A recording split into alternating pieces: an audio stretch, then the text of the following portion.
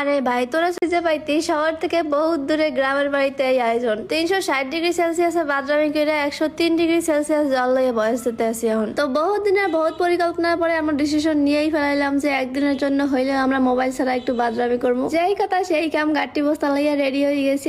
এই ফল দেখে চিনতে পারবেন তাগর শৈশব আসলেই অনেক সুন্দর ছিল। আমরা এই সুন্দর জিনিসগুলো এনজয় করলেও বর্তমানে পোলাপানে এগুলো চিনে না করলেই চলে। যেমন তো খাওয়া লাগবে না আমারটা আমি খামো আর এই হলে গিয়ে আমাকে বরিশাল বিশ্ববিদ্যালয় যে বিশ্ববিদ্যালয়ে ছাড়াই আমরা শহর দিয়ে বাইরে যাইতে আসি। বরিশালে আর কিছু থাকুক আর না থাকুক আমাকে মনের মতো বিশাল বিশাল নদী আছে আর তার উপর সুন্দর সুন্দর ব্রিজ আছে এবং এই ব্রিজ নদী সবকিছু পাড়াইয়েই যাইতে হইবে শহরের বাইরে এত সুন্দর একটা গ্রামে যে জায়গা পৌঁছাইতে হইলে কিন্তু কোনো গাড়ি নেই, যাইতে হইবে নৌকায় করে। আমরা প্রতিনিয়ত শহরে থেকে যারা জীবনটারে পুরো কমপ্লিকেটেড বানাই ফেলাইছি তাগুলোকে অবশ্যই এরকম একটা গ্রামের ট্যুর দরকার। এই অভাবটা খালি তারাই বোঝা যায় দাদা বাড়ি বা নানা বাড়ি গ্রামের বাড়িতে নাই। নিজেও কর্মক্ষেত্র এবং পড়াশোনার লেগে শহরে থাকলেও গ্রামের বাড়িতে যে বাদরামি করার একটা মজা। তো যাই হোক আমরা কিন্তু পৌঁছেই গেছি এবং এই রাস্তাটা কি আপনারা চিনতে পারতে আছেন? যারা আমার ভিডিও রেগুলার দেখেন তারা অবশ্যই চিনবেন যে এই রাস্তায় কিন্তু এর আগের বার পুরা কাদায় হাবুডুবু খাইয়া পুরো 108টা পাচার খাইয়ে গেছিলাম। আমার পাচার খাওয়ার ভিডিও আপনারা এতই এনজয় করছেন আর এত পরিমাণে শেয়ার করছেন যে বাংলাদেশের যে কোনো জায়গায় গেলে আমার এই পাচার লইয়ে কথা শুনতে হয়। যদিও ইহালাই আমার মোটেও কিছু আয় যায় না, আমি তো বেশ ভালোই এনজয় করি কারণ আমার লেগে যদি কারো মুখে হাসি পড়ে সেইটাই আমার সার্থকতা। এইদিকে আইতে না আইতে গাটি বস্তা আর ভাই বোন গুলা সব হালাই থিয়ে আমি চলেছি কলমি শাক তুলতে। নিজের হাতে শাকসবজি তোলার যে কি পরিমাণে একটা শান্তি,